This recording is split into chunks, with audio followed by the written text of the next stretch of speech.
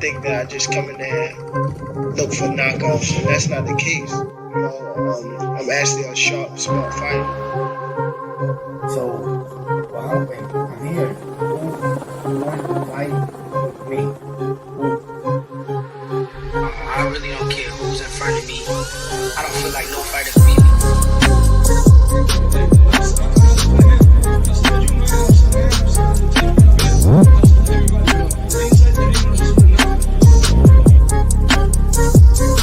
My goal is to demolish everybody, to be honest. Everybody that's in my way.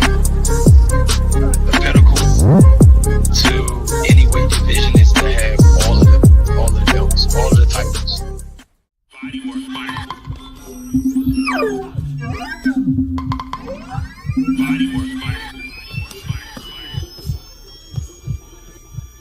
Welcome to Body Work. Welcome back. It's Michael Rogers. Welcome to Body Work Boxing. It feels so good to be back. How y'all doing on this beautiful Sunday afternoon? How are y'all doing, man? I see y'all weathering the storm. There's a whole circus going on. I just figured, you know, I'll get back in my lane and I can talk about some things. Now, Eddie Hearn and Matchroom are making major moves. The one thing I admire about Eddie Hearn is that he is able to make adjustments. Just like when we look at our favorite boxers. Our favorite boxers, man, they might go in there with one game plan, and when that game plan fail, they got a plan B, a C, and a D. They got dog. And what Eddie Hearn is showing me right now is Eddie Hearn got a plan B and a plan C now. He looking like he got a plan C now, and I've been talking about this for a while. And if you really look at what Eddie Hearn has done, he has secretly caused a great migration. Look at this. This is all in-house with Eddie. Subriel Matias, Boots, Andy Cruz, Ammo Williams, Ray Ford, Richardson Hitchins. And the latest guy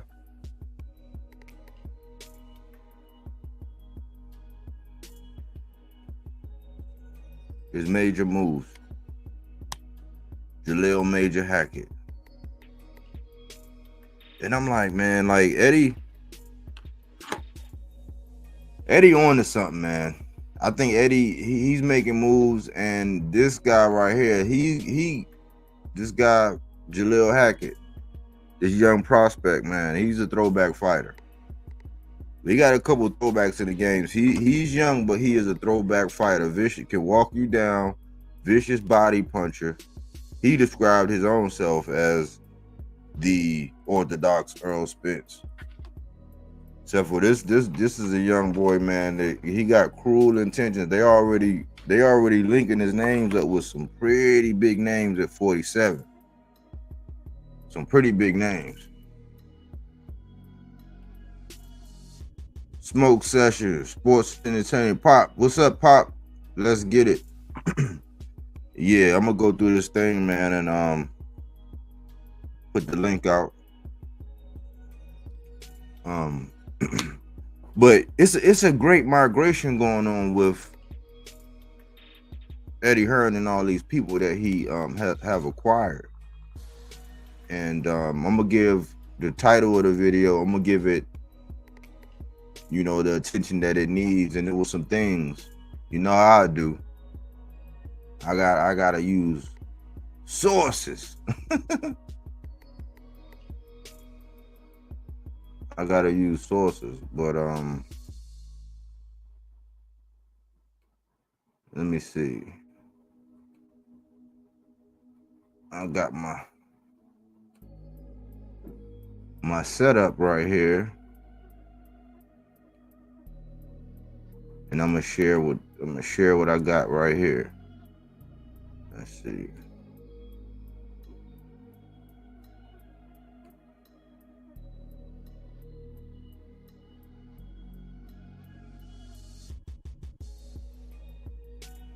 This what I got.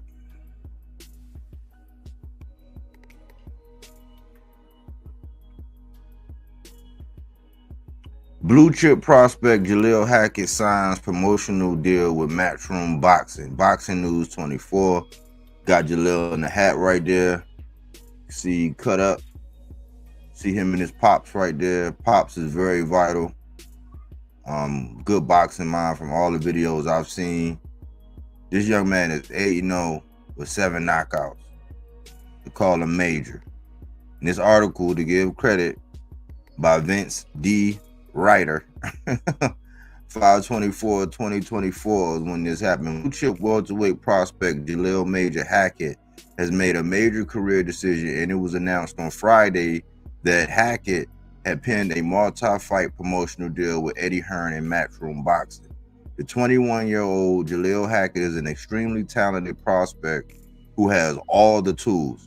Hackett knows he is one of the top prospects in the sport of boxing, but he believes inactivity is holding him back, and it's the primary reason he hasn't reached the contenders level.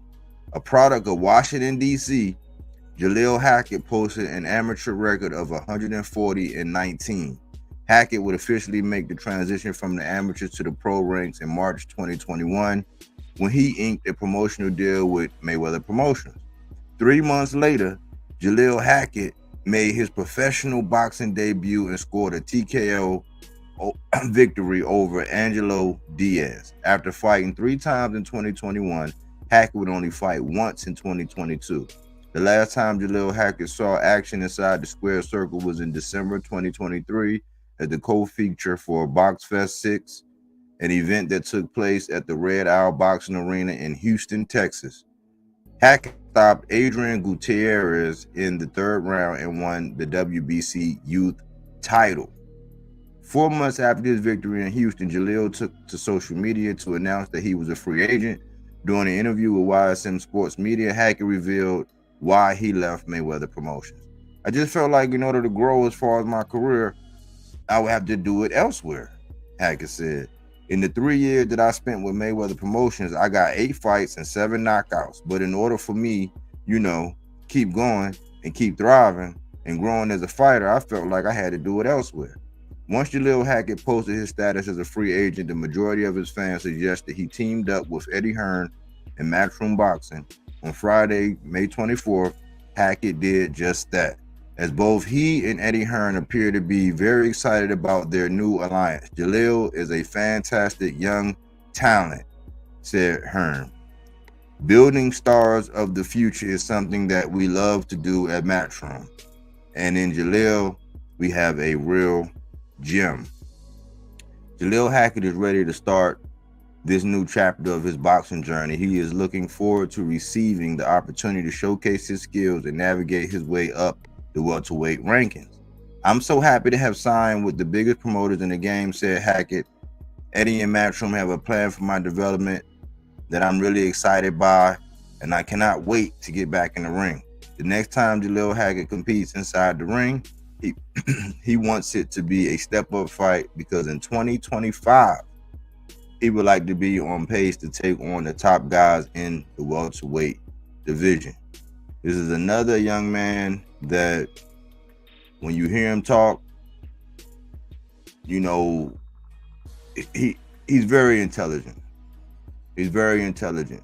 You can tell he was raised right. He speaks, I hate saying he speaks well, because that sounds like but he does. He really speaks well. He's very mature for his age. Let's put it like that. Wise beyond his years, just like when you hear Gary Antoine Russell.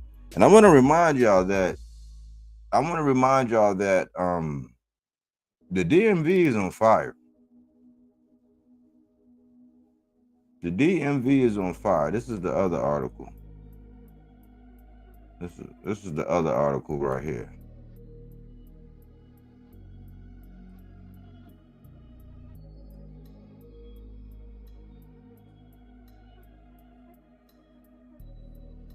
Let me see how that look.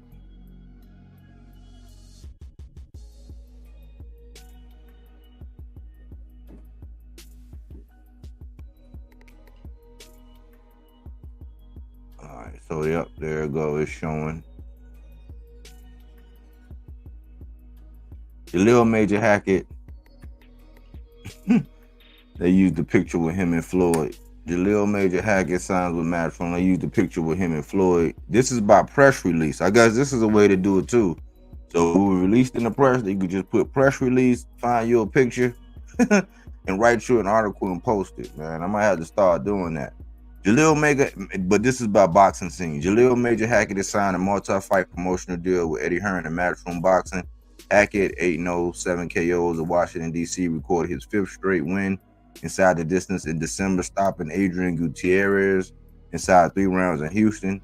The win marked the 7th TKO for 21-year-old Hackett and his 8th win since turning pro in 2021 of June, following a decorated amateur career in which he gathered 11 national titles and multiple international tournament wins. See, I like how they worded that better. See, the other one gave his record, but to put that he put 11 national titles, see, that's a flair in writing right there. So the verbiage right there, I like that. You could have put both. You could have put the record garnering him 11 national titles. You know, that's probably something I would have said. I'm so happy to have signed with the biggest promoters in the game. Hackett said, Eddie and Matchroom have a plan for my development. I'm really excited by it, and I cannot wait to get back in the ring. Hackett's first fight with Matchroom is set to be announced next week. So next week, we should be hearing something.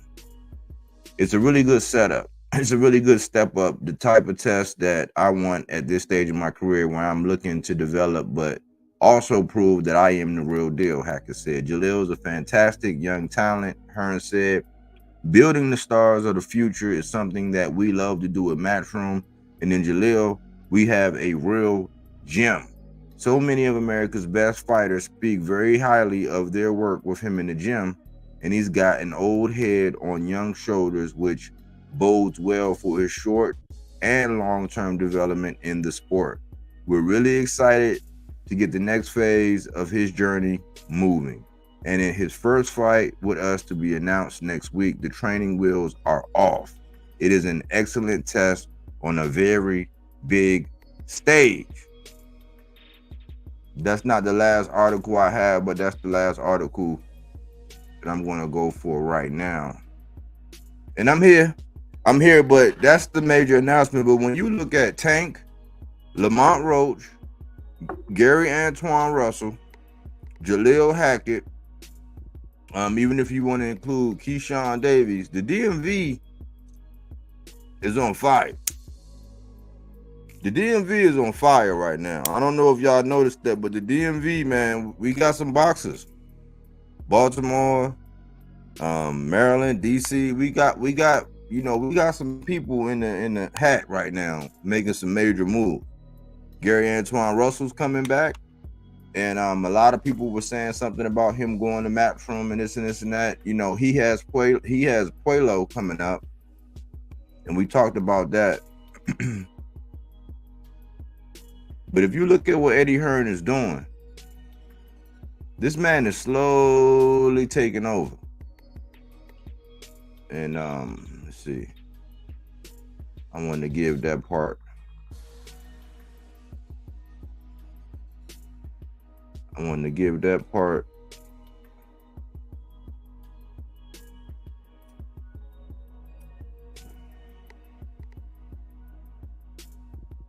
wanted to give Jalil his salutes, man. I'm happy for him, man. We know that Eddie Hearn can actually promote a fighter. We know that Eddie Hearn, we've seen what he was able to do with Devin. You know, because really when you think about Devin taking off and getting all the popularity, especially on YouTube, because all Jalil Hackett really need right now is eyeballs on screens when he fight. He got the kind of style, he got the kind of brutal style that people are going to like. It's a friend-friendly style. He seems very calm, very poised, and you know, I look forward to seeing him. But I'm trying to figure out, man, what does Eddie Hearn have going on over there, man? What is Eddie up to? He has acquired a lot of talent. He got Boots. He got Andy Cruz. He got Subriel Matias. You know, he got an on-again, off-again relationship with Devin and them, which which is in limbo right now, but he's acquiring some time. He got Ray Ford. When you look at it division wise, now he got a major player at 47. And I was looking at the implications of the 47 division right now. I was going to do a little piece on the 47 division, man, but 47 division, let's see, I got something for that too. Look at this. For y'all who really want to get into some things. Now, obviously they haven't updated this just yet, because when it comes to this WBO,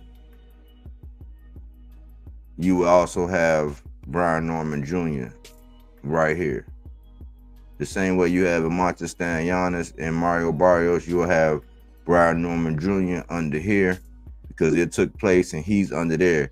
So this is the new kingdom of 147 right here. Mario Barrios with the WBC, Stan Giannis with the WBA, Boots with the IBF, Brian Norman with the WBO. Those are your major players. You got Sissoko at number 1. You got Conor Ben, and these are going to change. I think, because I'm not sure when these were actually updated, but these rankings right here are going to change. And right now you got Conor Ben at number 2. Josh Taylor, I don't know where they want to rank him, because he just fought, and they actually have him ranked at 47, even though he just fought at 40. I'm not sure. We see what's going on with Earl Spence.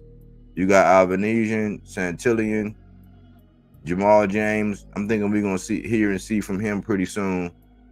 He's been inactive a lot too, man. I wish these guys, but you see the great migration. These guys are actually figuring out, hey, I'm going over here, hey, I'm going over there. They are making moves. So when you look at the WBA, you got Giasov. You're going to see Giasov. Giasov is in several different places. He's up there. Giasov is number 11 over here. In the WBA, he's number 1. And in what's that? The IBF?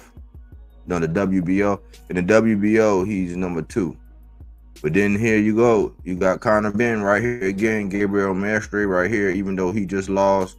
They got to update these. You got Adrian Broner up here. You got to start looking at this guy. This guy, Jen Sasaka. When I was doing my homework, you started to see this guy. He's at number 9. He's at number 9 over here with the WBC. Let's pay attention. He's at number 9 with the WBC. He's at number 6 in the WBA. Number 6 in the IBF. Number 4 in the WBO. So we need to start doing our homework. I seen the picture of him, but do your homework on this guy, because more than likely you're gonna see him. We're gonna see Karan Chukajan again. He's number 5 in the WBO. Number 7 in the IBF.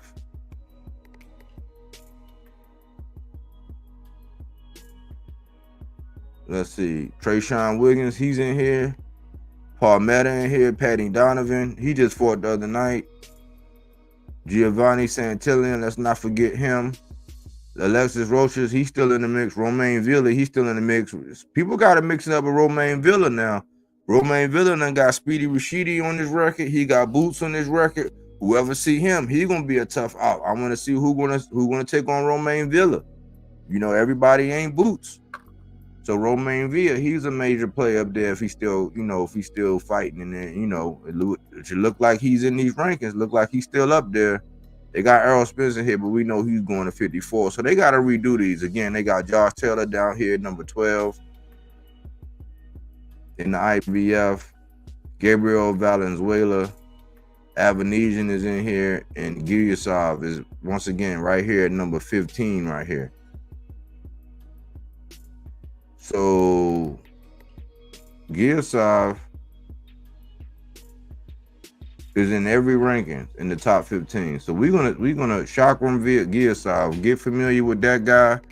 We see Brian Norman Jr. down here, but you know he actually fought Santillan. He actually won that belt. So Brian Norman is gonna be he's the king at WBO right here. So as soon as this is official and Bud move on from the 47, that's the landscape. Derek Quavers, Liam Taylor, Sissoko, he right here again. Suleiman Sissoko, Owen Cooper, Santiago Domingo, Lewis Crocker. And I seen Mbenge down here at number 15. Those are the names you need to look at or be concerned with when we're looking at the 147 division. That's what Jalil Hackett is. That's where a lot of these guys that's at 140 right now, when they graduate, they're gonna graduate right now. It's not looking like the glamour division like it was before, but it's molding up to have some pretty good stars right now. I'm not even gonna lie to you. It's looking like 47 is gonna be just like the row at 140, where they're gonna be bigger. It's the glamour division, so it's gonna be a bag that come along with most of them fights. But it's looking like it's gonna be a tough division as well. So I wanted to go over that as well.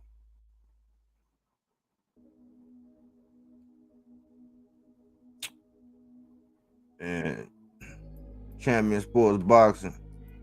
Salute Champion Sports Boxing. Salute Body Work. Salute channel member, Champion Sports, avid supporter.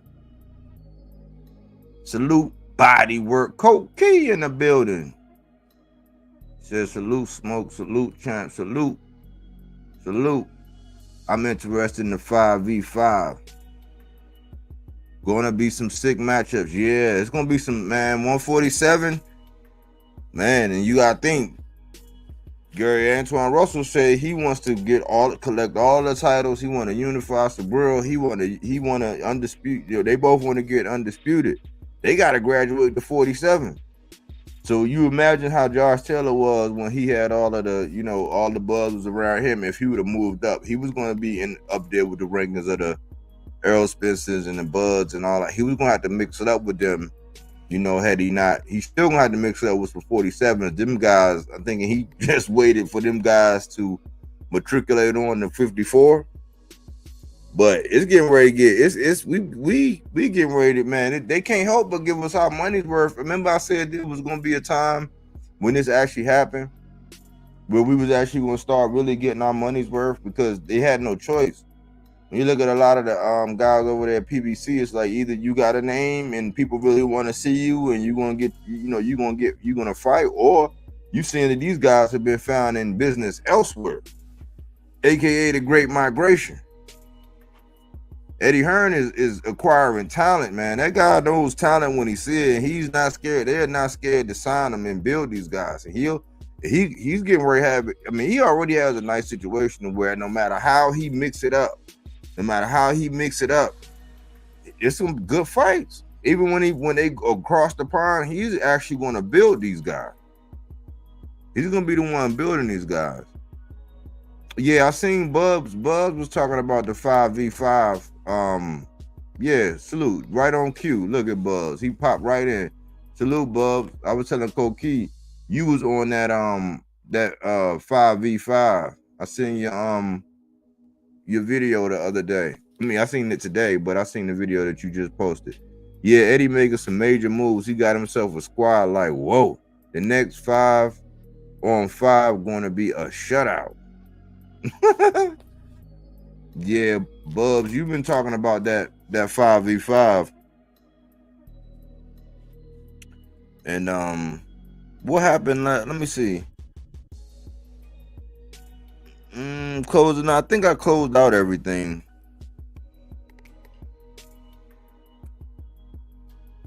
And Billy stopped my man with a body shot, a left hook to the body. And linebacker Makhmudov, he won. And Rodolfo Gomez got stopped by Mehmet Unal. So it was still a lot of boxing on. Yeah, it was a lot of boxing on.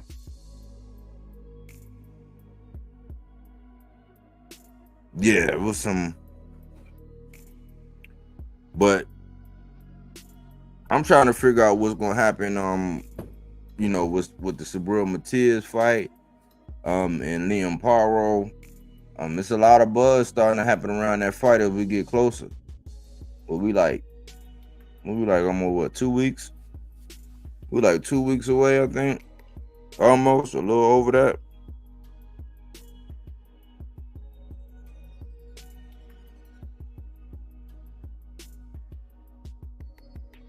Yeah.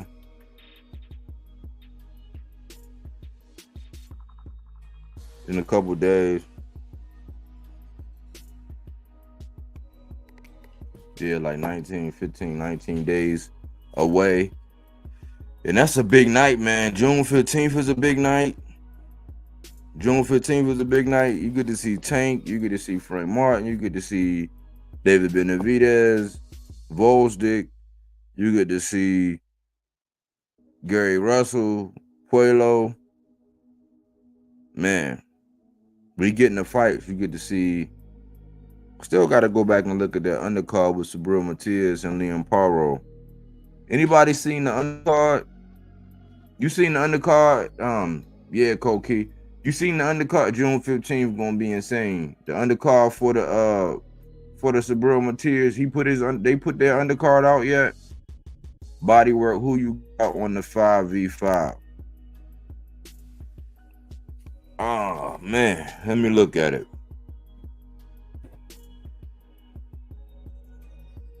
Let me look and see who I got on the 5v5.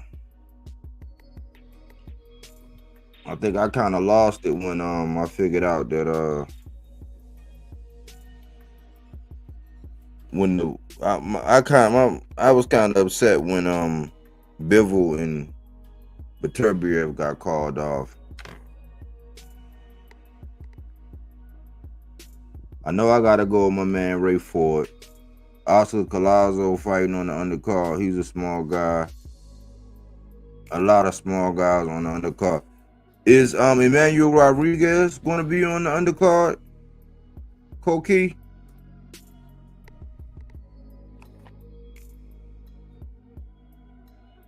Let's see.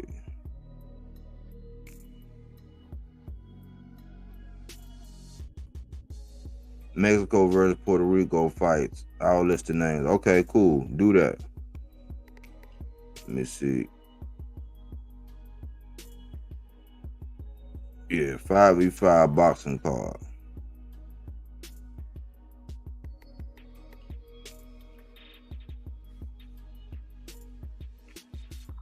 I'm gonna say who I got. I'm just gonna put who I got winning.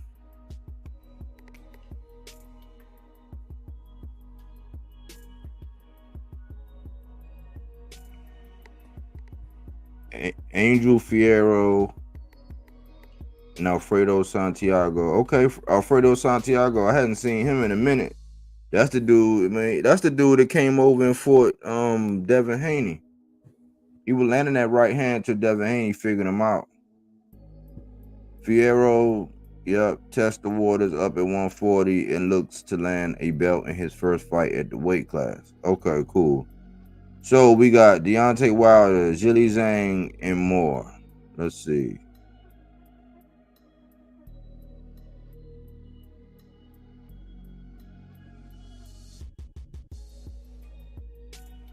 So Zhang and Wilder. I got Zhang.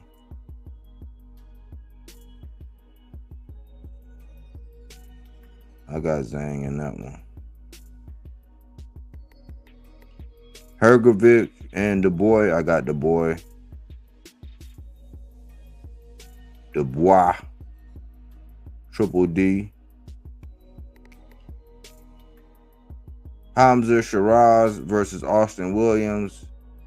I'm pulling for Austin Williams, man. You know, I'm pulling for Austin Williams. You know, I want Austin Williams to win that one. Raymond Ford and Nick Ball. I gotta go with Raymond Ford. That's one of my guys. I call him the Cobra in my boxes to watch. So that's who I got.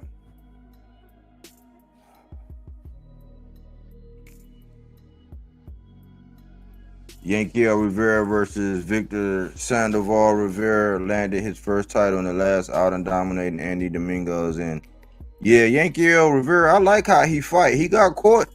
He got caught, man. Last fight, he was, I think that fight taught him a lesson, man. I like Yanquiel. He gotta tighten up a little bit, and he can't be playing around because Buddy almost came back, man. That gas tank, he gotta work on that, man. I think Ammo shuts him out. Ammo got that big left, man. If he hit you with that joint, it's good night, Irene. That's good card. Pop, what's going on?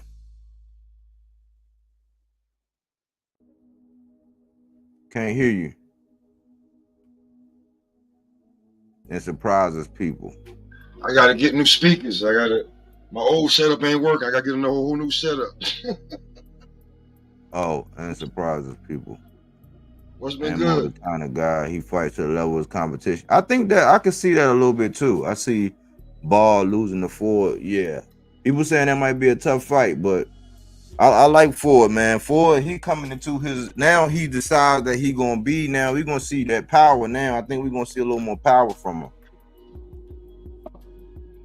Oh, Raymond Ford? Yeah. Yeah, he's surprised and I like him. Yeah, I call him the Cobra. I like him. But that's like we've been saying, you gotta find you a new fighter. Stop. If you got a favorite fighter, start looking for a new one.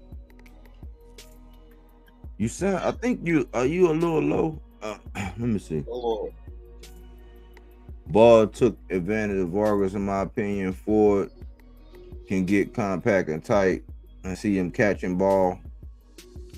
They say Ball kind of, he like to be a little, he fight a little dirty sometimes. Ford style I like against Ball. Yeah, he fast, man. He got some fast hands. And I think he coming into his own. He ready to make a statement now. He champ. So he ready to make a statement and stay, because you gotta think. Shakur, Ray Ford, all them boys, Richardson Hitchins. Them boys they all around the same, they all around, they feel like they all like them guys. So they all kind of trying to make they marks right now in the game and really stamp themselves. And man, what you think about this great migration, man? Eddie Hearn is taking over. He done slowly but surely procured a lot of nice pieces.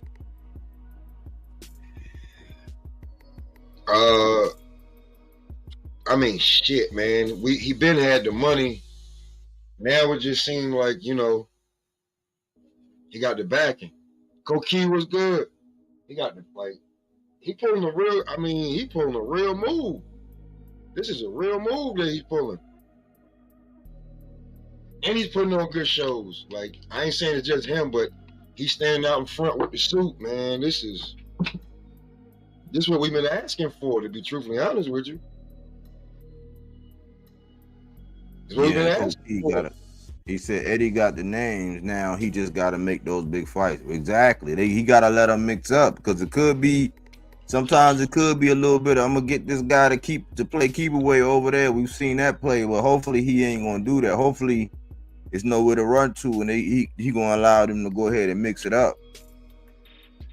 Well, you know what? I feel like with the Sheik behind them, not even behind them, but like doing shows like basically on their platform, that he can't put out a bullshit show, or they're going to be like, every good fight you had was the Sheik. So if he's competing with the Sheik, that's because they got the 5-on-5 coming up, right? Yeah. And then the Sheik put the Bud card together, so they're going back to back to back. I mean, I'll take this competition. I will take this competition. It's a fact. I would take this because we getting He what won't we let want. him. He We're won't let starving. Devin mix up with another Matchroom 140, so we can throw that name out the list. Devin will be protected. Oh man, they got bubble wrap on them, man. These Yeah. cars getting more and more stacked because of those expectations. And that's what I was gonna say. Expectations, man. I had that question. Expectations, man. Like I think the expectations are kind of high right now for a lot of people. And it's time to really show and prove, man. And I've been going back and looking at some of the older guys, man. It was clearly different. It was clearly different, man. And I think we got a couple throwback fighters right now, but I think the expectations are high to where people are really going to have to start performing or they're going to get left. And the people are not going to pay the money because people are not going to pay to watch you walk around. Now, if you got to move and use your legs and do all that kind of stuff, you know, they're gonna get it. You can escape with the dub with it like that. But it's coming to a point in time where the entertainment factor is just getting up there. I sat here and listened to a guy because I was like, I wanted to see what he was talking about. So I went on there and I looked at the video and he was talking about the circus and he was talking about Devin and he was talking about Brian and you know the fact that Devin cheated, but he was saying that the masses don't care, you know, because they saw what happened in the fight and all this. And at the very end of it, he said, "I can't wait to see Tyson and Paul." He said, "I'm ready for the Tyson fight," and he started going all into that, and I'm just like, wow.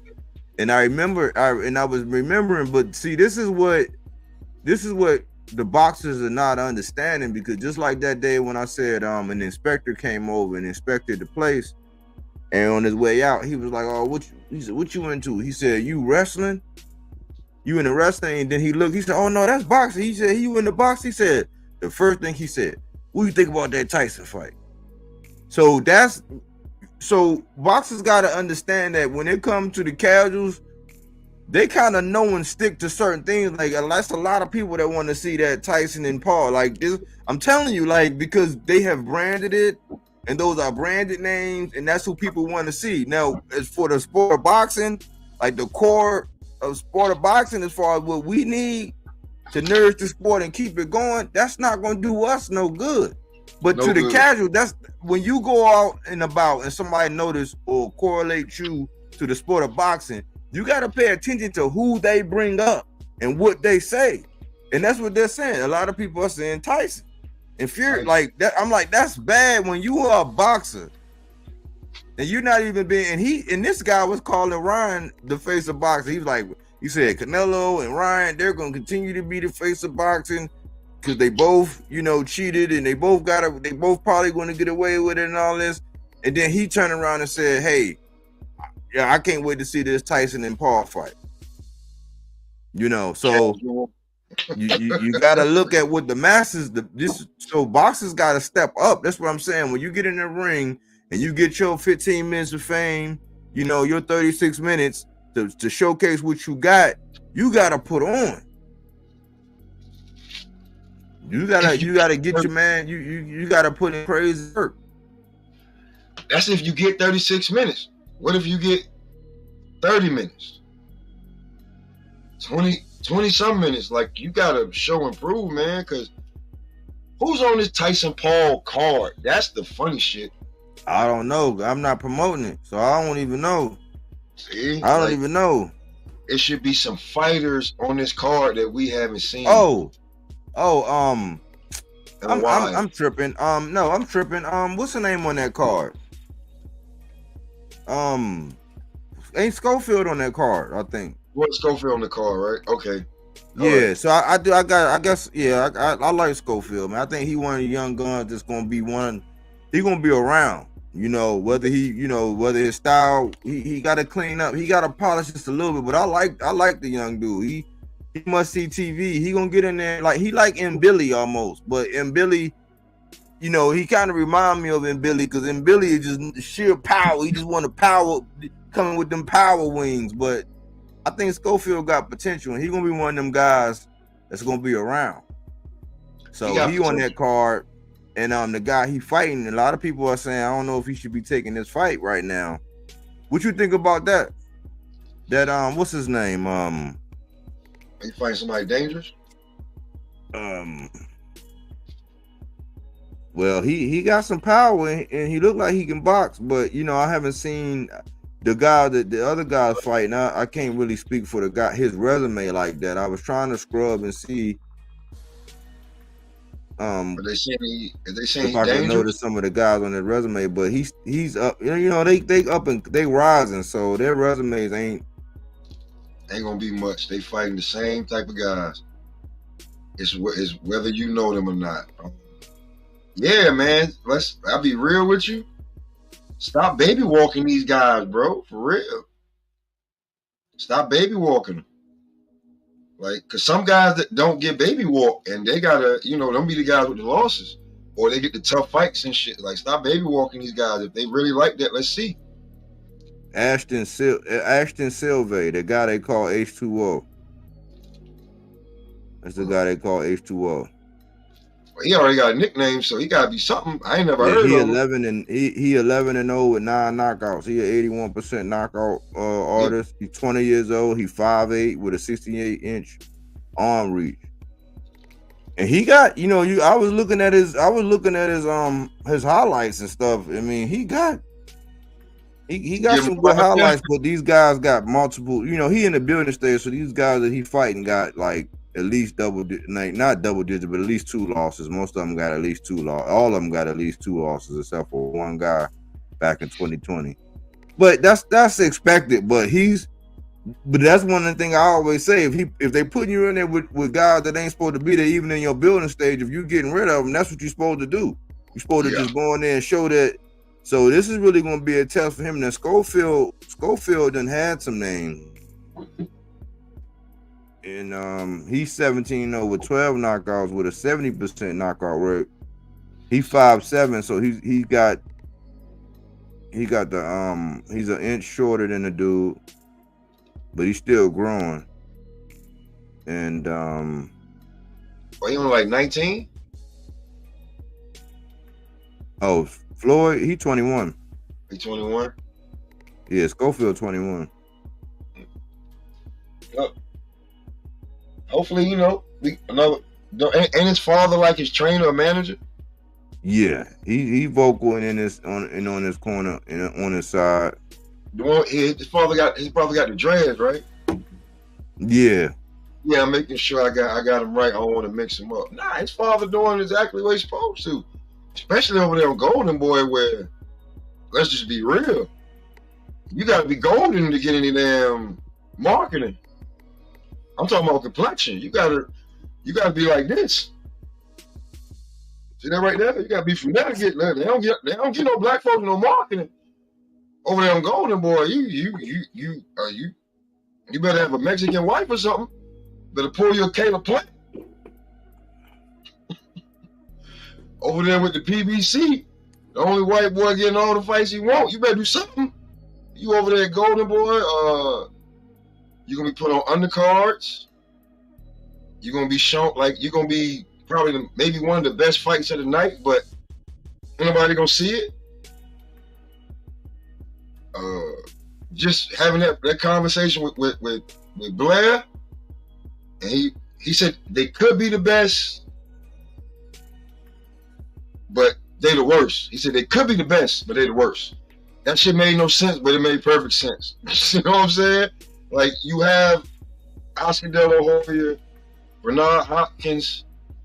How you can't market these fighters? How you can't get them out there? But well, I think things changed because they wasn't on the hook at first. Because what happened was, you know, Eddie Hearn and them, because people don't really want to acknowledge this, but the year before last, Matchroom and all them boys, they wasn't doing too good. I remember at one point in time, I think it was either in August or September, they said there were no more U.S. fight days to the end of the year. And a lot of people, I mean, they be talking about the PBC, but Matchroom and them, they had put out that number about that large substantial amount of money that they had blew through. Well, I guess they got their second win. And so they came back, and what happened was the zone was actually making them guys fight for market share. Why? Because the misfits came in, and that's the closest thing between wrestling and boxing. It's like that happy go between. And the misfits, like people were coming, they were selling out shows. It was getting a buzz. People were talking about it, and they was wanting to see, like, I want to see what Salt Poppy gonna do, and I want to see, these names were popping up. And we were like, where these come from? Well, they were promoting and getting a buzz, and they was getting people out of their living rooms and coming down to the matches. Well, Golden Boy was looking at that, and they was just like, because they was getting put on to where they didn't have anything long term on it. It was articles on where Golden Boy, they didn't have anything long term to go on with Matchroom, and they was like, look, man, y'all gotta produce. So Golden Boy started. That's when you start seeing that, hey, Ryan, like, I want this fight and I want this, and look what happened since then. You seen Ryan in 2 major fights, Tank, and you seen Ryan and Tank, Ryan and Devin. You seen Jaime Munguia step out, and I think I want to say Zerto was with him, but you seen Zerto get in them fights. But they had to actually start putting their guys out and letting them fight, because sharing that market space at the zone, because the misfits in them, they could probably put on something every 2 weeks or at least once a month. They can put on something that's gonna be bigger, because it's just like wrestling. It's the go between boxing and wrestling. So they had to put their guys up and had to make their guys fight. It's a different day and time now. I'm glad somebody forced these guys' hand. Either get with it or get out the way, man. For real. Get with it or get out the way, because I got an invite to go watch the Tyson Paul. Like, she's gonna pay for that. I was like, you don't want to watch no other fight? She was like, I don't know who these motherfuckers is. I used to, but I don't watch them anymore because they don't be putting on no good fight. I think the last fight she watched with me was Wilder Fury 2. And that card was trash. And then Wilder got knocked out. She was like, I ain't watching this shit no more. Well, she was like, you know what I'm saying? We went half on it. She said we spent $80 for this. Them to get knocked around like this. She was like, oh, hell no. But she will pay whatever the price is to see her Brooklyn mate, because she from Brooklyn, Mike Tyson fight. So the fact that Mike Tyson is still the most popular fighter in New York, that's a problem.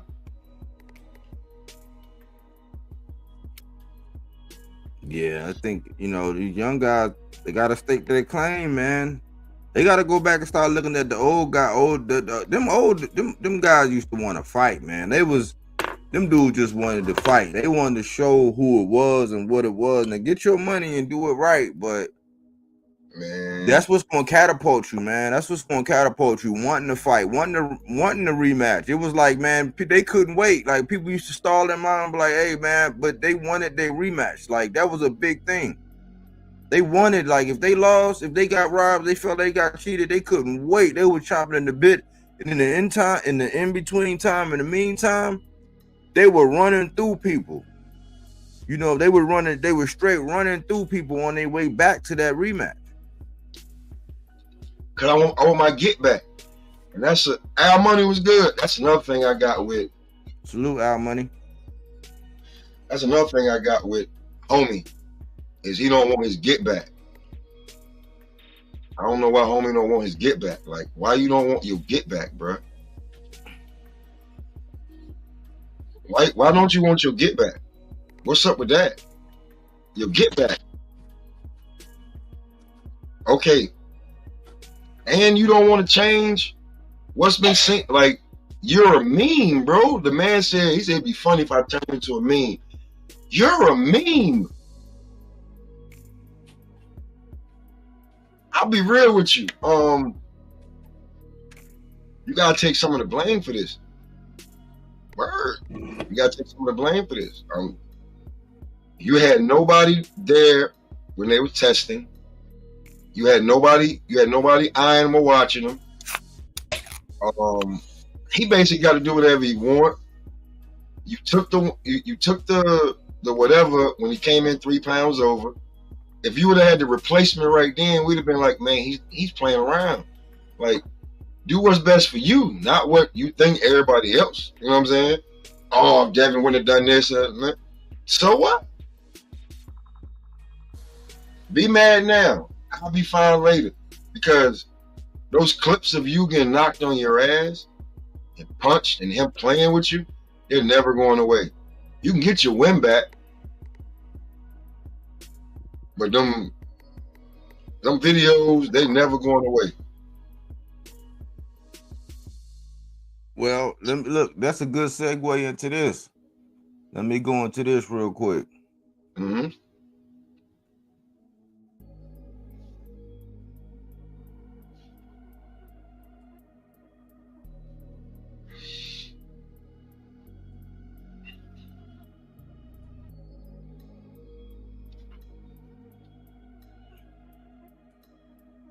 This right here, this is what I wanted to show. Oh, man. I don't like why they're playing with him. Gary Antoine Russell's mission. This is Bob Boxing scene again. Climb the ladder and honor his father's name, and that's him. You see the image then changed up, man. He starting to like. You starting to see he's starting to look crispy. He's starting to look like, hey, it's changing. When you look at it and how he was, I guess for me, it looked like he has that more relatable image now. Like they're priming this guy to kind of take over, in my opinion. Jason Lagendorf. This was today at 12:45 when a former high school valedictorian, an Olympic boxer born into a fighting family, rips off a streak of knockout wins in each of his first 17 professional fights. He should be taken at his word when he claims to be on a mission. Yet the crusades lasted more than 2 centuries. Alexander the Great took 13 years to conquer the ancient world. Even NASA needed more than 8 years to put a man on the moon, and Gary Antoine Russell doesn't have that kind of time. Wow. Russell was set to face the also unbeaten Alberto Puello for an interim junior welterweight title on the undercard of Gervonta Tank Davis Frank Martin lightweight title fight on June 15th at the MGM Garden Arena in Las Vegas, and not a moment too soon. At 27, Russell, 17-0 with 17 knockouts, is an athletic, sonic-handed student of the game who has the benefit of beyond his years experience pulled by his father, Gary Russell Sr., a former pro who trained several of his sons and fighting brothers, including Gary Russell Jr., a former featherweight title holder who has taken over from his father in Gary Antoine's corner, nicknamed The Last, a nod to his place in the Russell boxing lineage. Gary Antoine may also be the family's best hope to climb to the sport's pinnacle. I love the bright lights, Gary Antoine said in Thursday's virtual press conference to promote the fight. It's part of my life. It's really second nature. This is my world now. At this point, I just want to excel.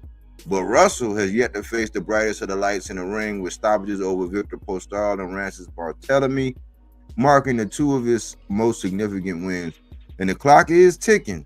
He has fought just twice in the past 2 years as his competition showed little sign of improvement. Last August, in his most recent outing, Russell ran through Kent Cruz inside 1 round. Perhaps Puello, 27-year-old undefeated veteran, is a departure from the trend. His ranking, competition level, and knockout rate suggests otherwise, but the even-keeled Russell at least seems to be taking Puello as serious as any other threat.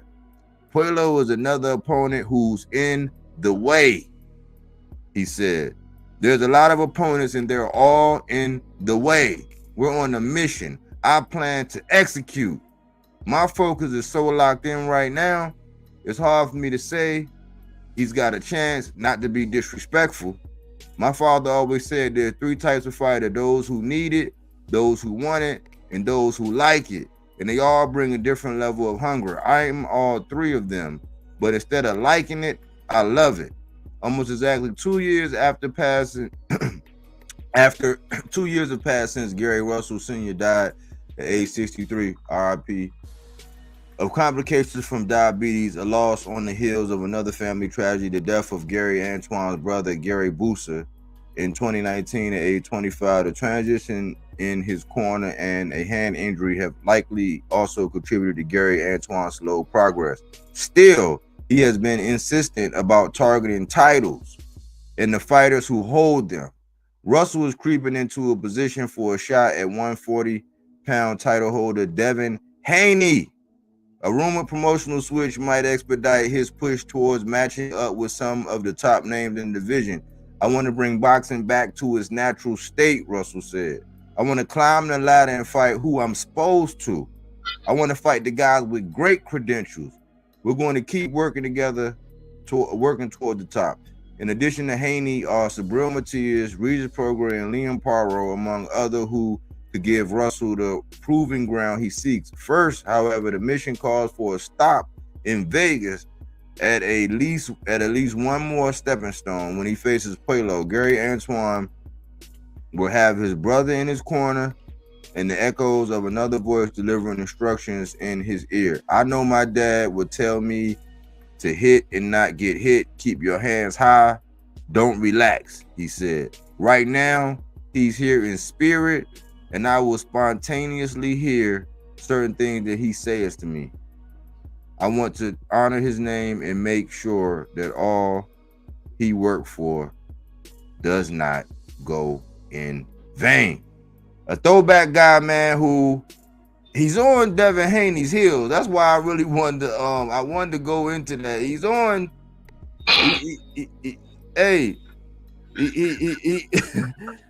he on that ass like a pimple right now, boy. He you know what I'm saying?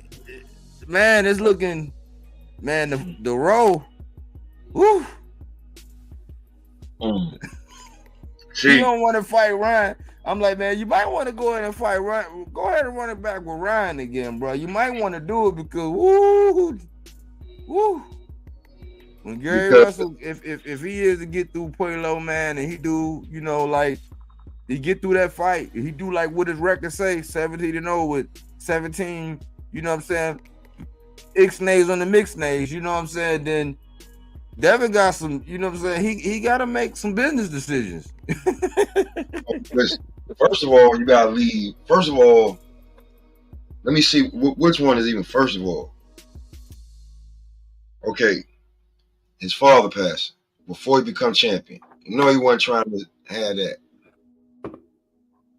They fuck it. He looked like him. They can say, but they hit the brother passing same year. Woo! Them the Russells being taken advantage of. Like, it's so obvious.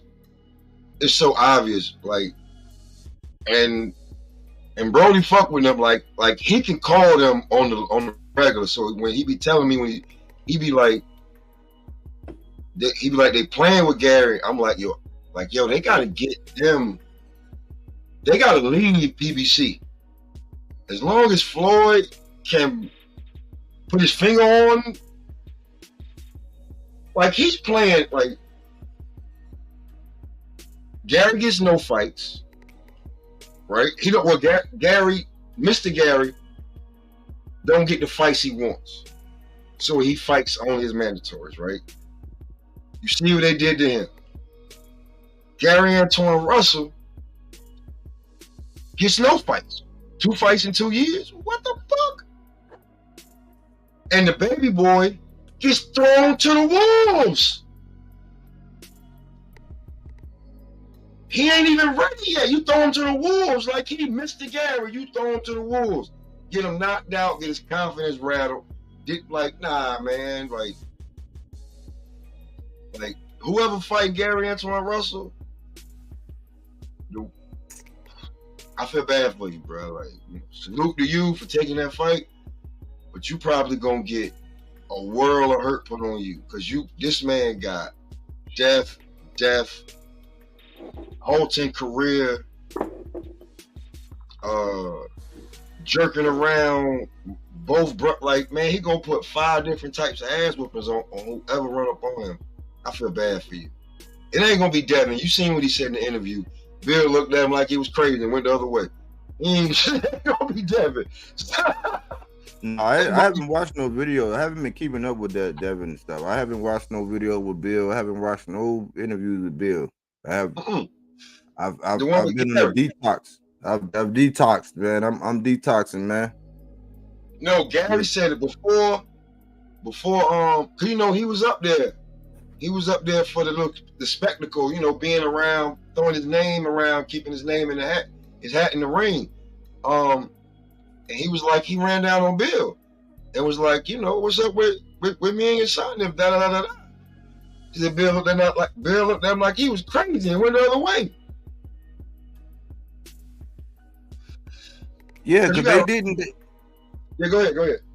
They didn't. They really didn't. They never really wanted that smoke, but they never really wanted it, man. And I got something I might ride out. I might ride out with this old episode, this throwback. I done did it a couple times, but the writing been on the wall, man. So they never had any energy. That's why I said, man, like the jig is really up. The jig is really up, man, because there's really nowhere to run to. You got Sandor Martin, you know, which is a respectable fight, but I don't think people really want to. I don't really know if it's any money or what's really going to go on. But that's a top ranked fight. That's where Sandor Martin. That's where Sandor Martin is at, and it ain't nowhere to run to, man. It's like he might want to pick. I think he was trying to say something about. Somebody said something about. He was saying. Somebody came on here. I think they came on here the other day and said that he said something about Pitbull wanting to fight Pitbull or T.O. I'm like, man, his best bet is T.O. If it ain't Sandor Martin, it's T.O. It better be T.O. I mean, but T.O. Man, you know how when T.O. get up for a fight, man, it's gonna be a Josh Taylor situation. Except for I don't know if Devin gonna be able to take it like Josh, man. No Diddy. If I was Devin, because right now, the look on his face, what I seen, if he was in the streets, he looked like a nigga that don't got no country. He don't know, like he feel like he been betrayed by his mans. He don't know who to trust. He don't know who to believe. Who's really here to make me better, and who's just yes man. So he don't even know. So at 25, he got to strengthen his circle. Yeah, Cokie. Yeah, for real. He do look like that. He do. At 25 years old, you got to restructure your circle. Who's there for you? Who's there to help you? And then, if I was you, right, just to prove that you back, I would sign a 2-fight deal with Top Rank for Sandor Martin and Teofimo Lopez, right? And if I can't get T.O., give me Shakur. That's how you gonna get your get back, bro. Because where we from, you know, this is why y'all will never be done with the 90s. Because Miguel Cotto wanted his get back. And he's a 90s fighter. Now, it happened in the 2000s, but Miguel Cotto wanted his get back. He wanted his get back, bro. And when he found out that you cheated and he seen how you got whooped, and we seen what happened in the fight, bro. He cooked you, bro. He cooked Margarito. You know what I'm saying? He got his get back. He got his redemption. Devin, you told you don't know if you're going to fight again. Yeah, I think, but to answer what Coquille saying, man, being too loyal to your team, I don't know, man. There's a lot of people like Tank. He's with his day ones. Like he ain't. Everything is day one with him, and he's doing just fine. There's a lot of people that stay with their day ones. Bud and them, they with their day ones. It's not a matter of that. It's a matter of getting off of YouTube, man. I'm telling you, man, because It's crazy. I never thought I would see this happening. I would never think that I would see this happening, but I've actually here several times in the past couple months, I've actually seen boxers themselves get out online and say something that originated from YouTube. When they are the boxers and what they're saying didn't make any sense. And that clan that's behind Devin, that's why I say I might be a bigger supporter of him than they are, because they do not keep it a buck with him. No. And he's thinking that, and they're condoning everything that he's doing. I'm like, you do know that every time some information come out, he speaks out, and y'all say, yeah. You do know you're contradicting yourself every single solitary time you do that. But I've heard boxers get out there and say what was said on YouTube as a stance, and people are like, yep, see? And it's like, that don't make no sense. So as long as he has people around him that's telling him, oh man, he would have never beat you, man, if he wasn't juicing. It's like, no, man, like the fact that, okay, cool. Let's say you don't want to rematch him. Let's say you go fight one of these other guys. You have shown in this last fight that you couldn't make an adjustment. Nobody ever made you, like Loma actually almost caused you to make an adjustment. I think Loma took his foot off the gas late, but you showed in that fight that really, when you went back to the corner and you said, hey, daddy, he figured me out. You went on after that to fight a guy in Regis that you still had the advantages over. Then we know about the one-way rehydration clause, which nobody was really on that. Now you starting to hear all these people talking about how Regis wants to do this and he wants to do that, and he's saying that the fight should never happen. When I said it, everybody glazed over like it was nothing. Now it's coming out, now everybody on it, and I'm off of it because it's like, y'all, people don't want the truth. They just like who they like to be able to say that, to be able to say that. But nobody's cutting down to the heart of it, and that somebody need to actually sit Devin down and say, look, man, we can't play this. We cannot play this sport. You go in there, especially right now, you got a bullseye on you. You need to clear your head. You need to get off of social media. You need to get your mind right, because you cannot play boxing. You're going to get in there, and this, you thought it was wolves out there before. They've been out there. Your people just been gassing like you were just the second coming of Sugar Ray Leonard and all this other stuff that was just totally outrageous. Get your mind right. If not, you're going to get it on your sleeve, or you're going to get knocked outside the ring. You know, that dude that's over there yelling them homonyms like he was with Muhammad Ali. Send him to the crib for a little bit. Them dudes that jumped. Them dudes that jumped that fighter, the Christian fighter. You know he was looking for clout. You ain't got security around you. You got goons around you. Security's gonna move him, bro. I got a homeboy that's security. I got homeboys goons. If I'm professional, not bringing the goons with me when I'm going to yo, nah, y'all don't do nothing. Y'all don't do nothing. Let him handle that. I pay him for that. If you want to learn, go over there and watch. Bruh, do not they beat the shit out of that boy. Yeah. People are just like, there's so many things that people could bring up that happen on the way to your downfall.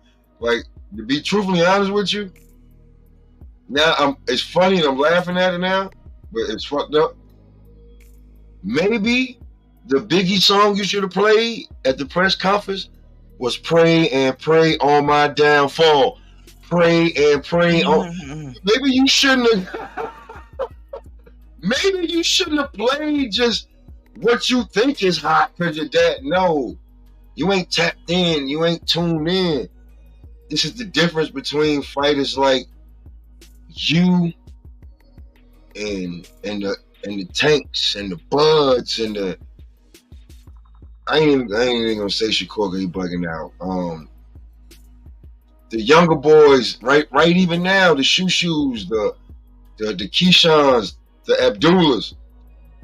You done got up there and, you feeling like Floyd. Yeah, But it it's was just, moving. Like, you know, your godfather said Floyd Mayweather trains like he's broke. Maybe you ain't hear that. but it's the Icarus. It's the Icarus effect, man. He flew too high and scorched his wings, man. So now he need to sit down the hill, get in that dark room, get out of social media. Because for me, the stuff coming out of there, that's why I haven't spent no time on it. And I really don't. I just think that, hey, I'm talking about Gary Russell, and Gary Russell about to get that. Well, if everything now, Puello is a tricky customer. Like Puello, he can manage. He can manage distance. He got range. This dude can box.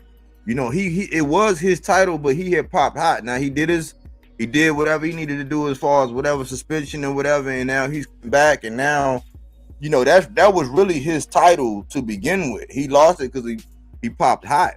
But this is an interesting fight, and I know that once Gary Antoine Russell is the interim, that's going to have to shake. It's not going to be the role there are no easy outs, and I think that what we all saw was because everybody was ragging on Richardson Hitchins.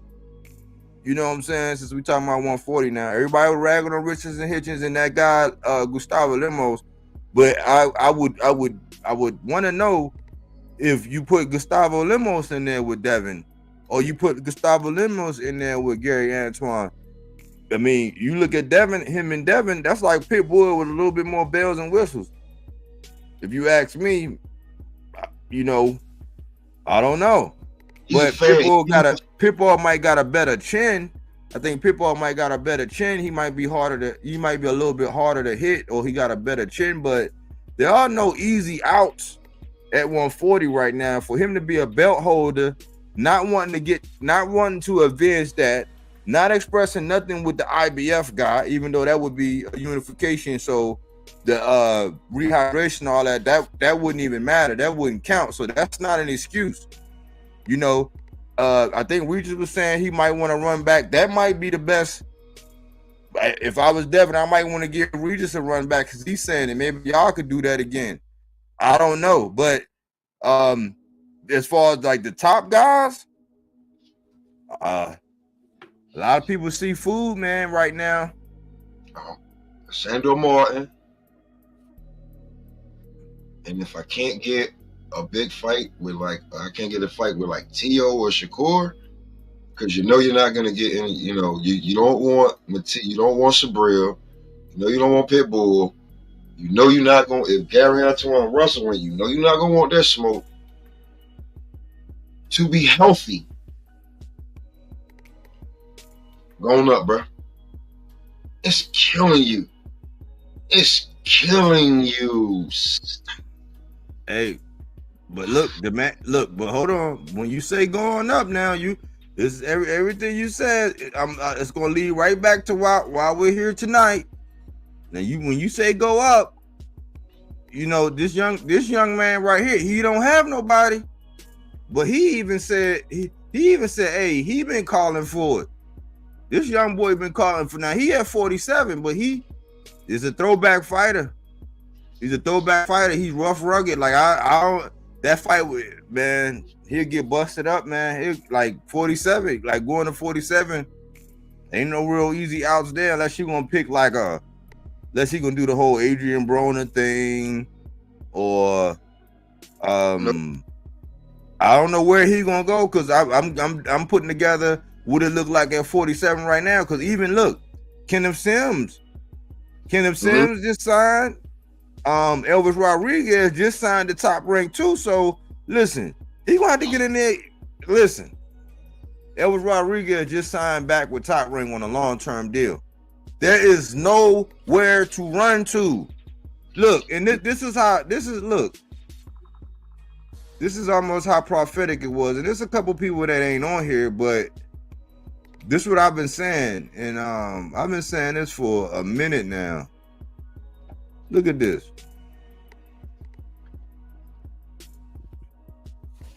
This was 4/4/23 when I made this up. Richardson Hitchins on the far left. Teofimo. You got Tank. If he decide he ever want to poke his head up. Josh Taylor, he's moving up. Subriel Matias right there in the middle. Regis, Who was that in the back? That's Elvis Rodriguez. Who was that as the other book in on the right? That's Gary Antoine Russell. And you Ain't got nothing changed. You can mix the line in there. You can got put Jack Pitbull Catterall up in there. there. You got Jack Catterall in there too, because he just showed out. So you got Jack Catterall in there too. Like, I gotta add him on there. Yeah, I know gotta where to add him go. on. Nowhere to go. But I'm gonna tell you what this motherfucker can do. I'm gonna tell you what he gonna do. This Because he looked. I'm gonna tell you what he looked so bad, bro. Like at the weigh-in. Do you remember how he looked at the weigh-in? Yeah. And he had his shades on. Yep. Bro, he could only, when I was looking at him, I was like, yo, he can only make that weight one time and be healthy. Like, bro, let's be real with you. I'm gonna be real with you, Dad.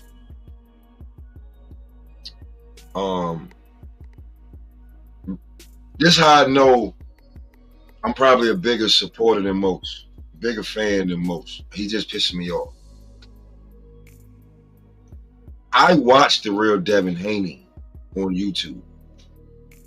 So for this Ryan Garcia fight, I saw what, he did, like I remember I was telling you they was doing their own little personal all access. Mm-hmm. Bruh.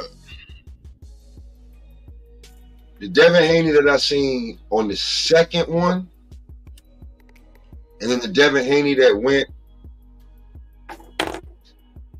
the Devin Haney that was at the weigh-in, my God. My God.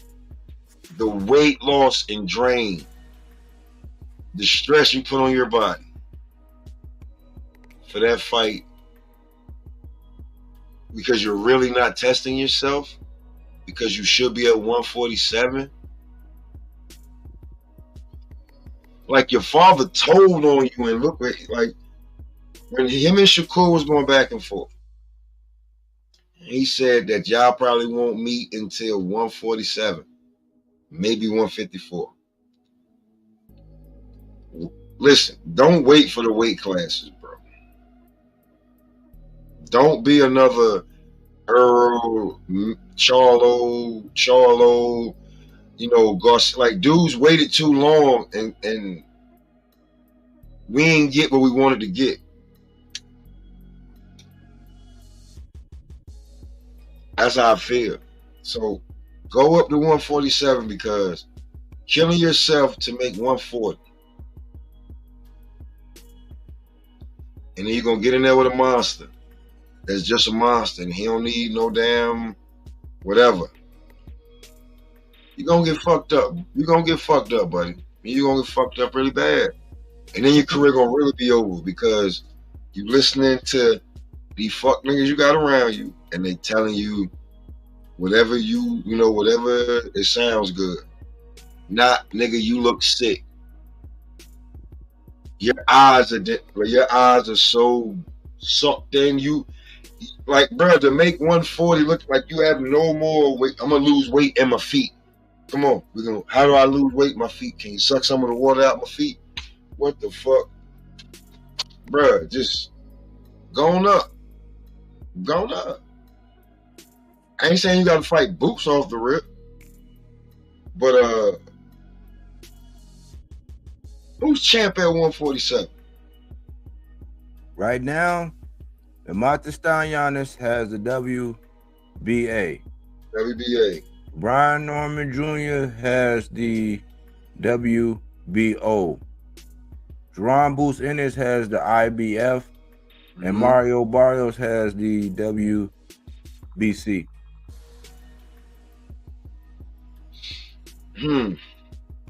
Now that'll be now Boots is the only one that has the belt full out, but once Bud leave, that's how the dust is settling right there though, because Bud, yeah.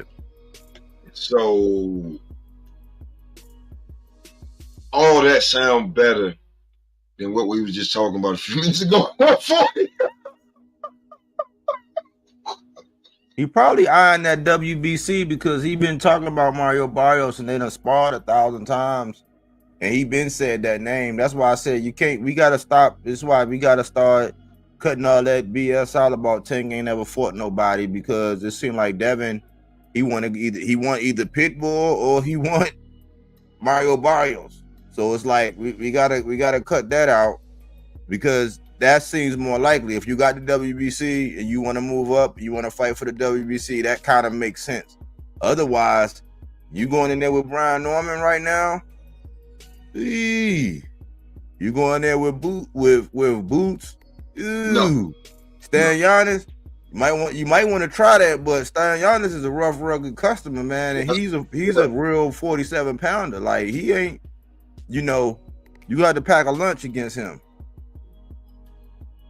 So we're looking at Barrios. You can fight the young boy Jalil Hackett. You know what I'm saying? He looking, he's not proven yet. You can test your, but I think that kind of style, like I said, he called himself, he's like, man, he said, people say that I am the orthodox Errol Spence, basically when Earl was in his prime, being a body snatcher.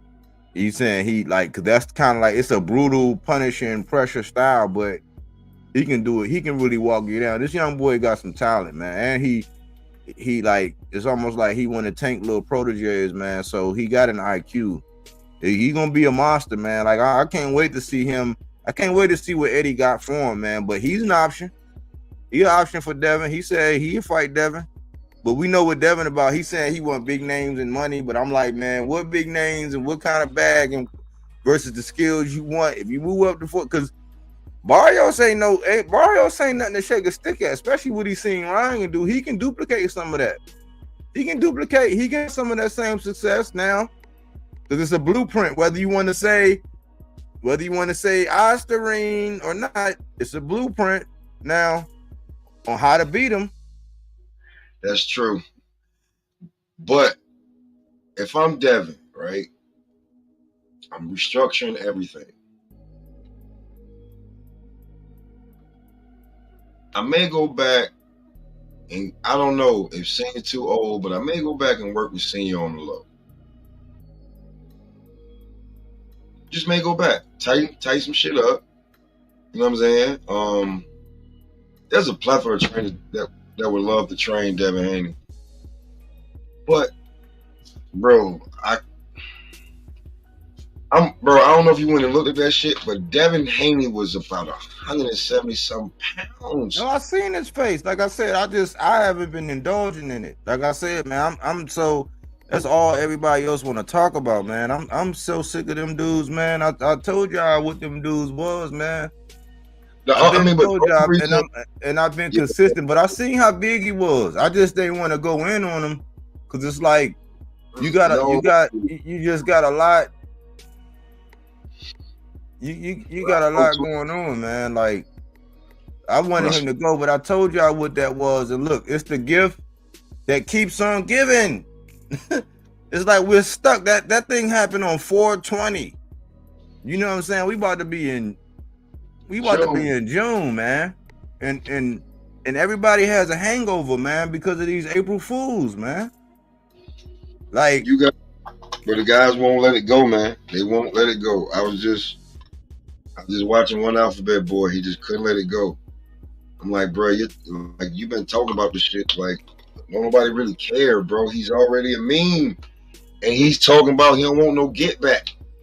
Like, if he was talking about trying to get his get back, it'd be a different story.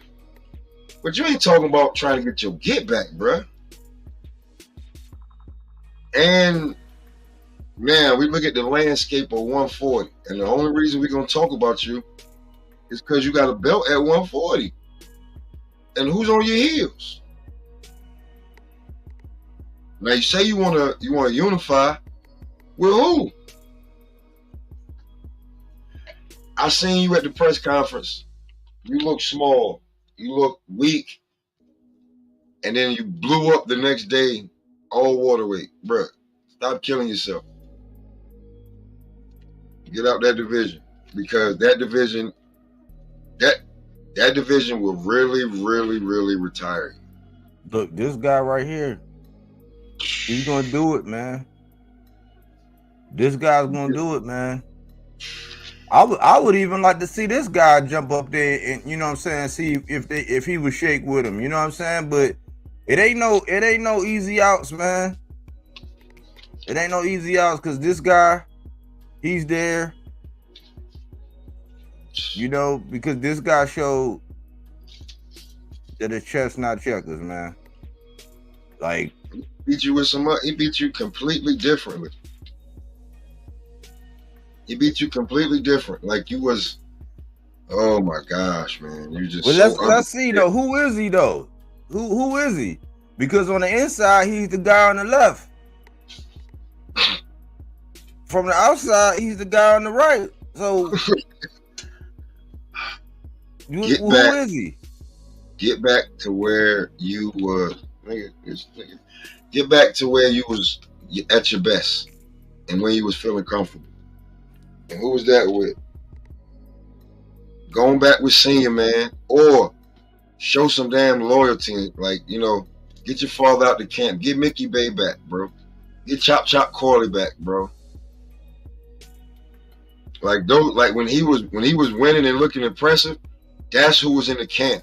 But listen, Pop, some of that's null and void because it was with the smaller guys. Some of it don't even matter. You can do that when you got the height and the size and the reach over everybody. Now we just saw what happened. The minute you fight somebody was even Steven and you ain't got him, we seen what happened. So some of that is, hey man, you gotta make some adjustments, but you can have all the people in the corner you want. That's not gonna change the dimension and the power and the speed and the angles that these guys are gonna be able to use. Because everybody that's up there now, I ain't gonna say they master class, but when you look at the champions, look at T.O. We could say he fights to the level of his competition. Look at Subriel done sent one up. We already know Isaac Pitbull Cruz, he'll put you out. So champion wise, you know, I ain't gonna say they master class, but champion wise, it's like if you don't belong in there, they're gonna show that you don't belong in there. First of all, why you don't belong in there? Because you look great one time. It was against Regis. Right?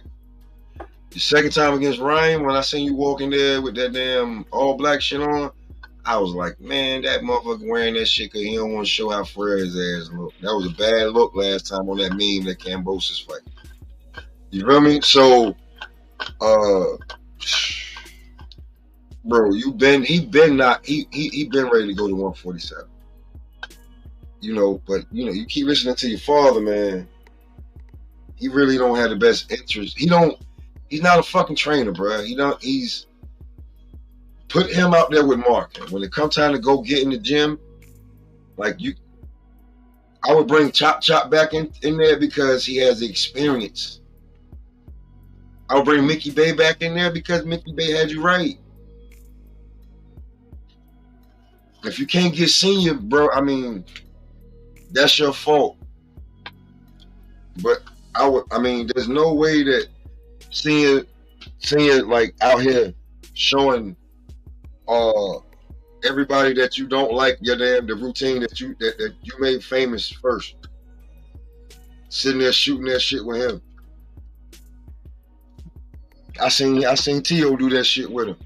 That's how I know you damn something happened. You crossed the line. You or your father.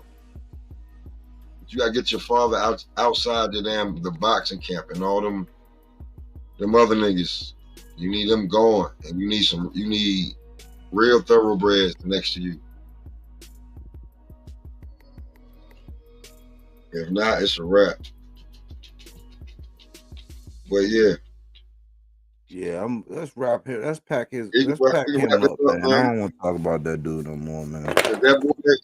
That boy but somebody got to see Gary, and I've been looking, Gary name stays relevant in the WBC. So, Devin, you got your option. You got a couple options, but they are Teofimo Lopez, Sandel Martin, or get the fuck out of the division. Those are your options because eventually you're gonna have to see that boy Gary Russell, that boy Gary Antoine Russell. Oh, he gonna have to see either him or Puelo. Now Puelo get over that's bad too. Puelo can box. So either way, he's up. So he got to see Sandor Martin. He already got to run a gauntlet, a natural gauntlet.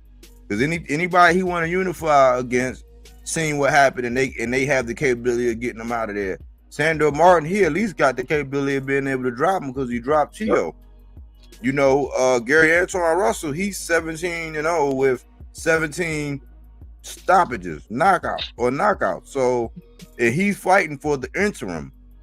So the same way, like if Bud don't move, you know, or whatever, the same way that Brian Norman is there, the same way that Stan Giannis is there, they would have a claim at that throne. Gary about to have a claim at that throne if he get past Puelo. That's a big if he get past Puelo, because I'm not sleeping on Puelo. He can actually box. That man got a serious skill set, man. I kind of like his style. I want to see more from him.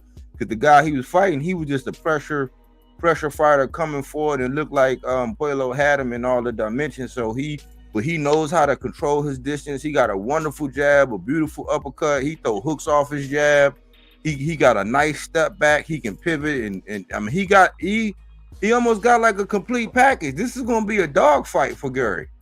Now the winner of that going to go see Devin after coming off that. They're looking at him like lunch. I ain't gonna lie. You think Gary gonna press him? Or we gonna see Gary box? Press him.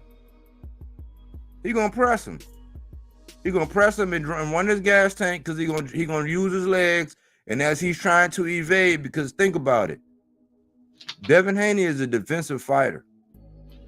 The minute he started trying to become more offensive, he's in a liability. So when you going up against somebody where you're able to jab them, but their arms aren't long enough to punch with you, because you're gonna hit them every time and get out the way, like how he was doing Regis. How Regis will come in range, he'll tee off on him and then pivot, or give him a two-piece and then step around. And Regis couldn't do nothing, and Regis didn't make no adjustments. Now, when you go jab, this is what I kept saying. I said it on your channel like 1,000 times. I said, what's gonna happen when every time you go in to land yours, you're already to hit, you're already in the range of being hit. It's gonna be like that with everybody. Only person it's not gonna be like that with is Isaac Cruz, Gustavo Lemos, or Tank would have come up to 140. That's dimensions wise. That's the only one that, or Frank would to come up to 140. That's the only one dimension wise that he's going to deal with that. He might barely have a reach over Shakur, but Shakur also is almost just as tall. So he's not going to have that dimension to where when he go to hit, being already defensive, every time he goes on offensive, he's already at a disadvantage, because when he can hit, he's in range to be hit. And them guys have more power to him. Most of them have more speed. You know, he was supposed to have had the better IQ, but he showed that he couldn't make adjustments. I know Gary Russell, he said, man, I haven't even had to pull out all the tools yet. And when I go into a fight, I'm not going into the toolbox to take a tool out unless I have to use it. So we haven't even seen him break out all his tools. That's kind of scary when you you ain't broke out all your tools and you 17-0 with 17 knockouts, and you got Post All on there. You got Barthélemy on there. I haven't seen him break out all his tools either. Yeah, like you seen that one, that suffocating pressure style where as you move, he right in front of you, right up on you. You can't breathe. He's stabbing you to the body. Where you go? What? He ain't letting you go nowhere. That's why I said, well, I was talking about when he fight the guy that he fighting for this intern. How you think he gonna fight him?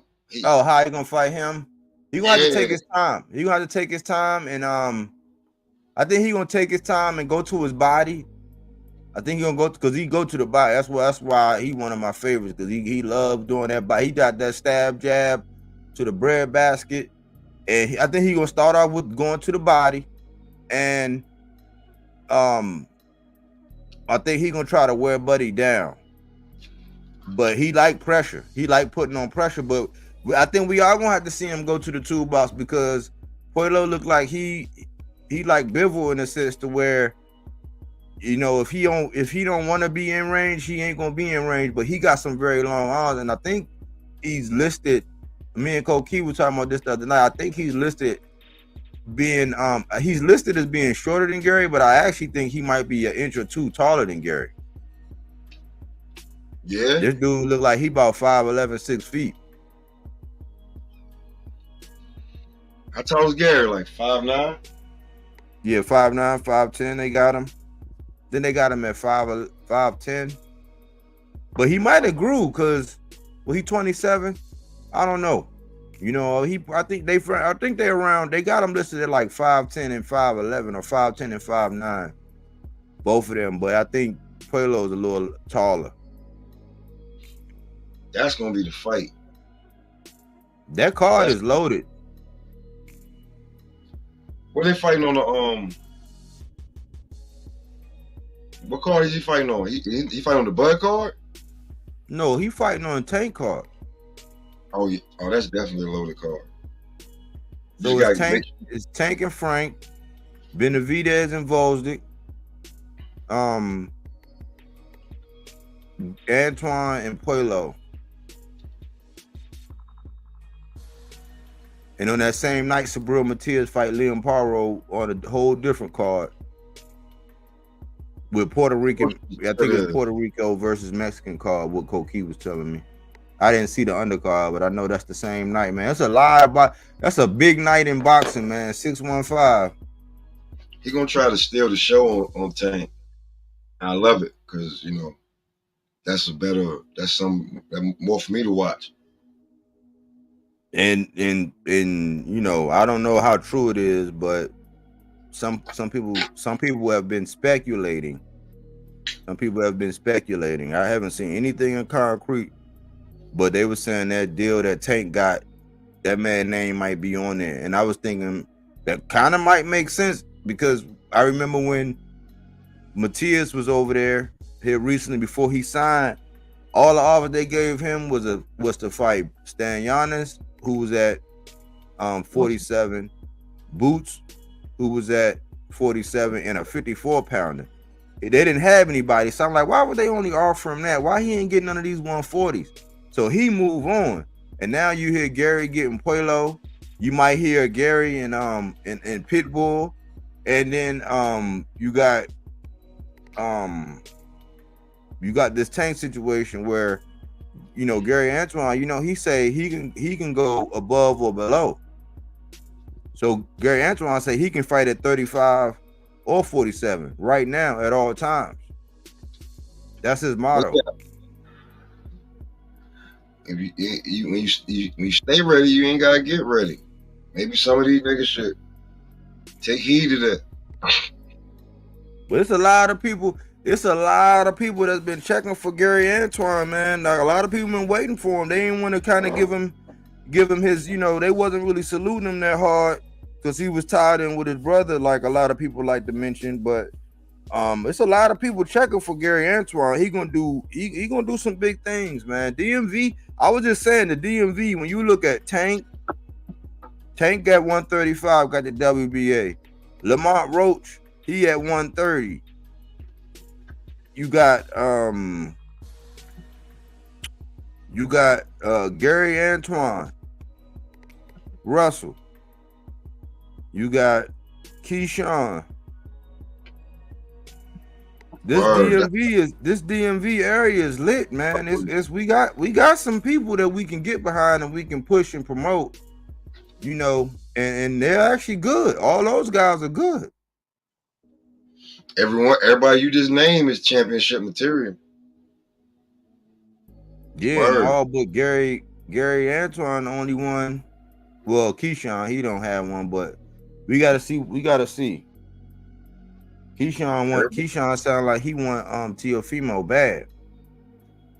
One of either Keyshawn or Shakur's gonna have to move up because the guy that just won the WBO belt called out Keyshawn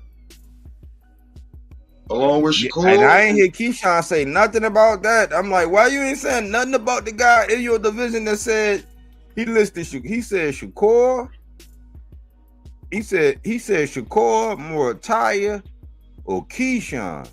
I'm like, Keyshawn, where you at? Address this man. He said he'd give you a shot. Holler at him. That play means that I'm gonna have to because if I beat him, I think Keyshawn can beat him. He gets the belt. Now, what's the easiest fight to make for unification? That'll be Keyshawn and Shakur. They ain't gonna fight. He said it again. He said it again the other day. They never want to fight. So Keyshawn responds.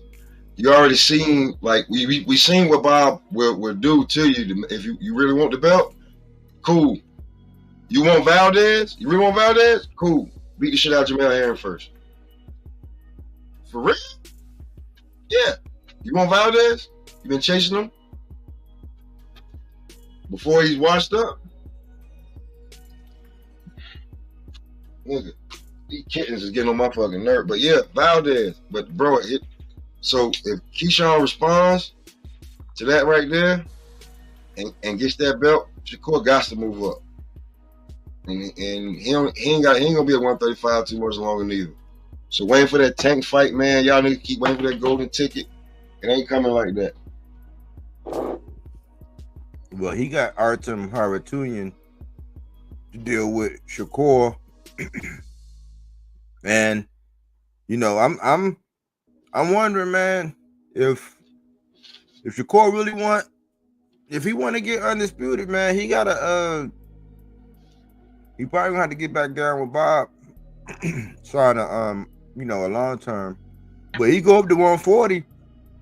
Hey man, even Top Rank, man. Look, man, everywhere it's for all of these guys. There's nowhere to run to for all of these guys.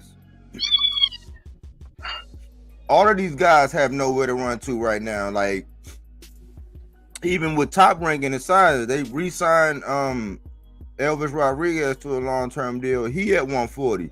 They signed Sandor Martin. He at 140. Jermaine Ortiz is up there. T.O. is up there. Shakur move up. Keyshawn move up. Hey, it's some real smoke at Top Rank too. Even when it comes down to what we know, what most of these guys are doing, which is in-house. It's a lot of that going on.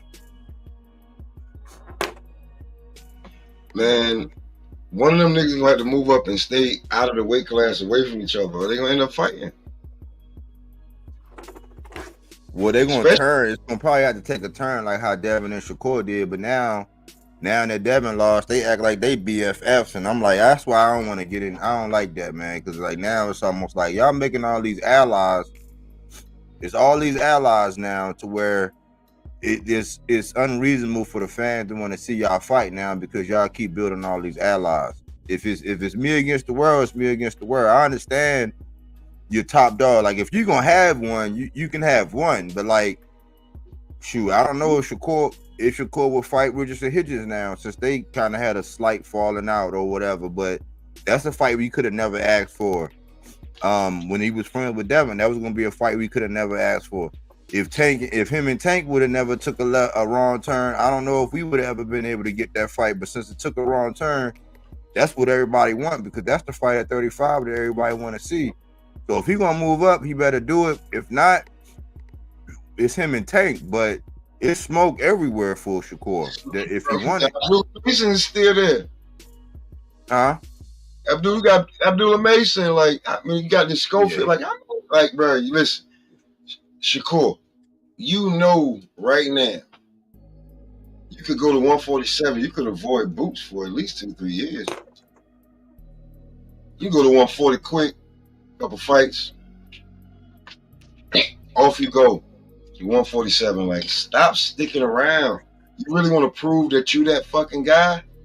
Go from 126 to 147 and win some belts. Stop worrying about I'm the one to dethrone Tank, nigga. Run your race.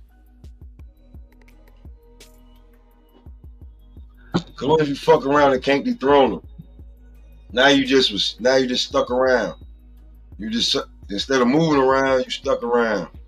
Fucking around and hopefully you don't get knocked out, but you're gonna be hurt. You be bruised up that fight. Man, I don't know.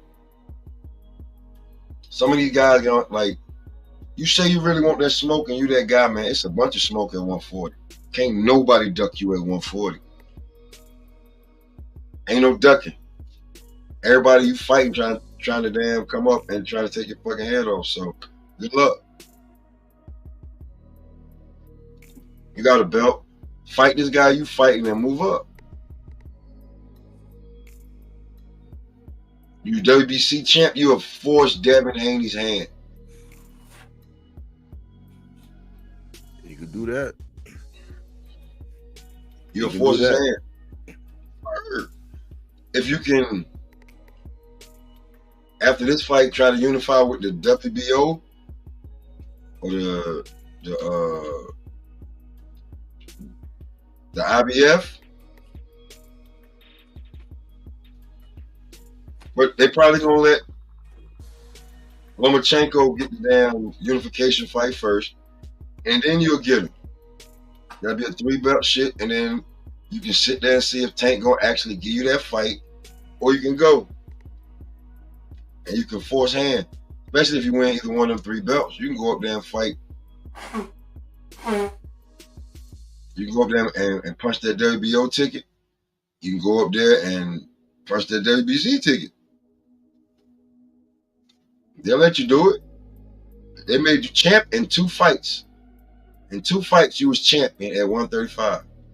I don't know what else you crying about.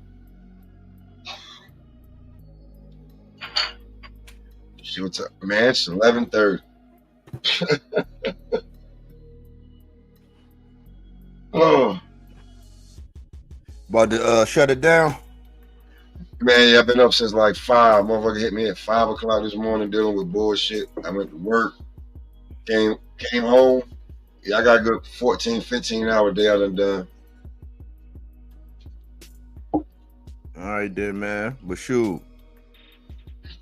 Hey, it was good chopping it up with you, man.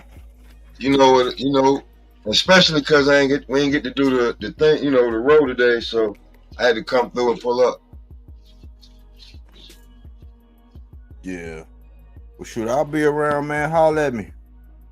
For sure. Have a good evening, man. You too, man. And always, man. All right, man. Peace. Body work. Body work. Yeah, man. We jump around like we normally do, man. When we talk this boxing, we jump around a little bit. But long story short, man, it's all about choices. And these boxers do have choices.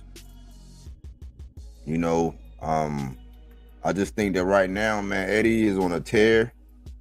And Eddie actually has me excited. I don't agree with everything he's doing, but everything he's been doing here lately, I kind of do agree with it. I like the trajectory that he's on. And like I said, he's shown that he can actually make adjustments. And as a boxer or a promoter, that's always good, man. But the main thing was this move. If you don't know Jalil Major Hackett, go check him out.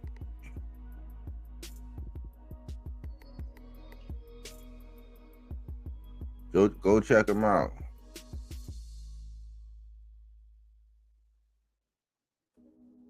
When I looked at it, let's see.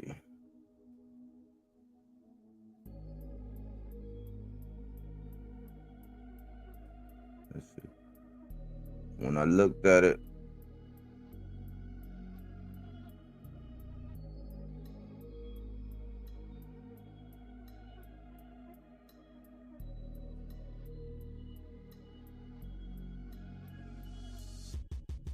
I'm just trying to find something.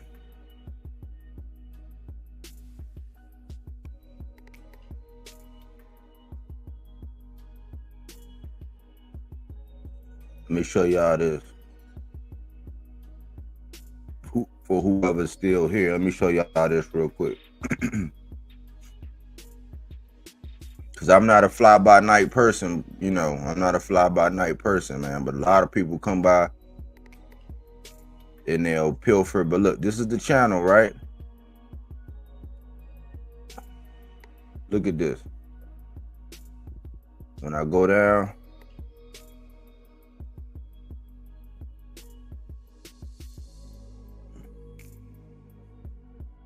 Elvis Rod, look, Elvis Rod, post about Gary Antoine, Frank and Tank.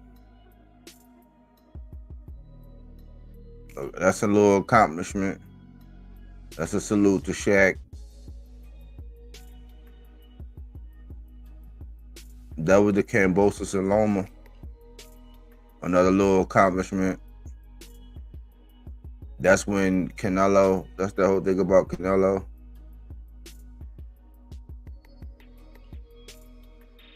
Me shouting out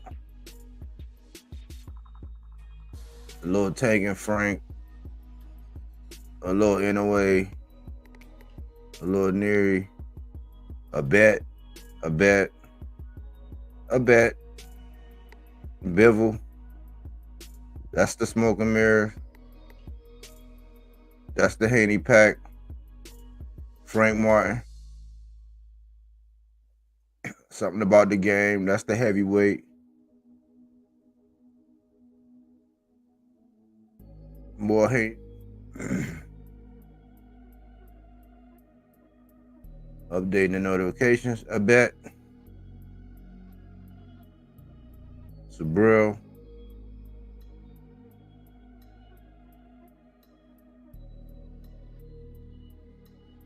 Unless my man removed it, he might have took it down.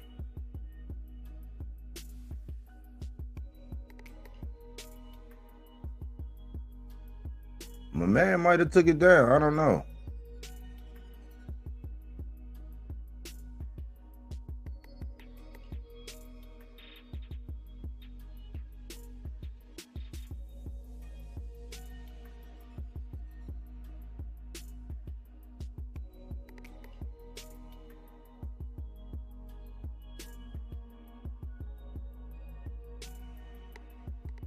I don't know what happened.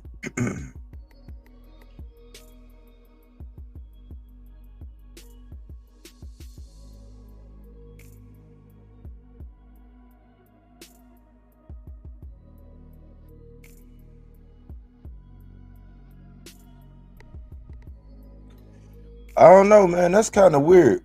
Cause I had shared this was a couple months ago, but I had shared something with in my community tab, and it was basically a post from Jalil and them, and it was basically saying subscribe to the man channel. I don't know. Maybe somebody took it down. I was trying to show y'all that I'm not a fly-by-night person, but maybe somebody took it down. Which is kind of weird.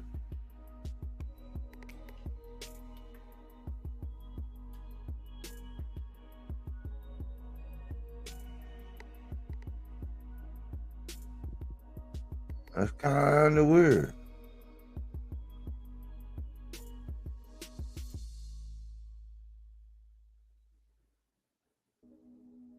That's wild.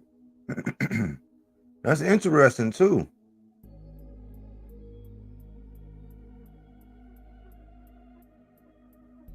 Unless I was going too fast and I skipped over it.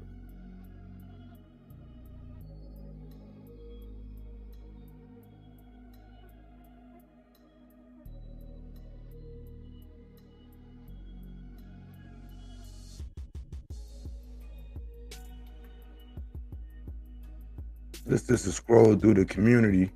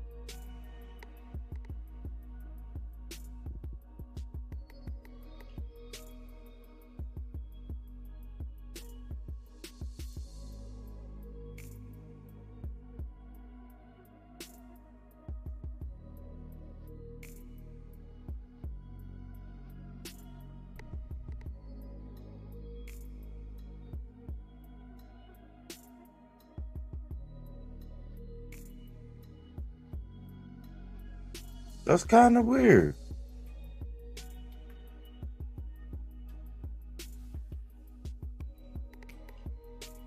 I mean, it wouldn't be the first time it happened.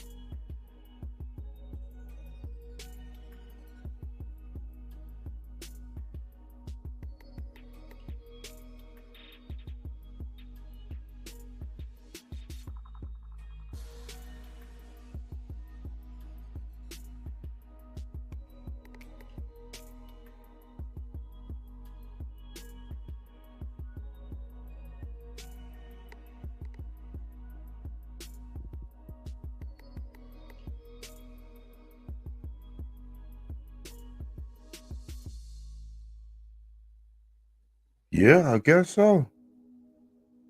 I guess somebody might have took it down. I guess that's why you gotta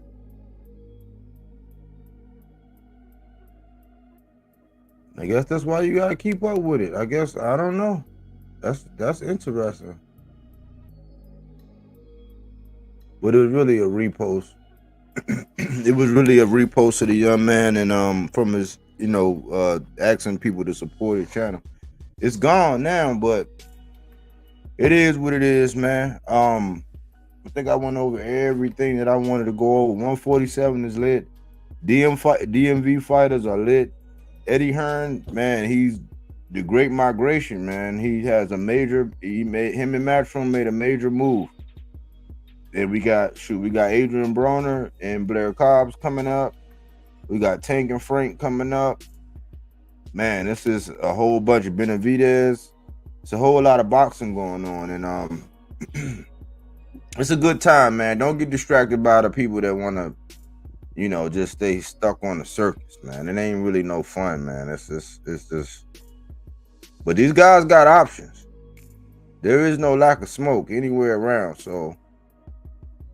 If you're a boxer and you want a good fight, man, you got options.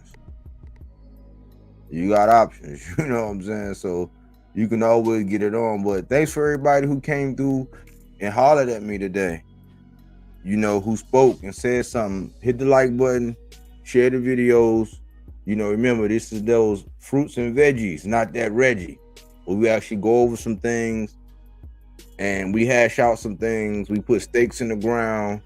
And we make sure that people know what's going on in certain divisions and with certain fighters, mostly with inside of the ring type things. That's how we do it here. But thanks for tuning in here with Bodywork Boxing. But we don't take things for face value. We do that body work. He didn't want to box. He wanted to actually prove that he could punch with you. He was like, what the fuck is this nigga, right? Oh, okay, you want to go to sleep. You tired. Welcome to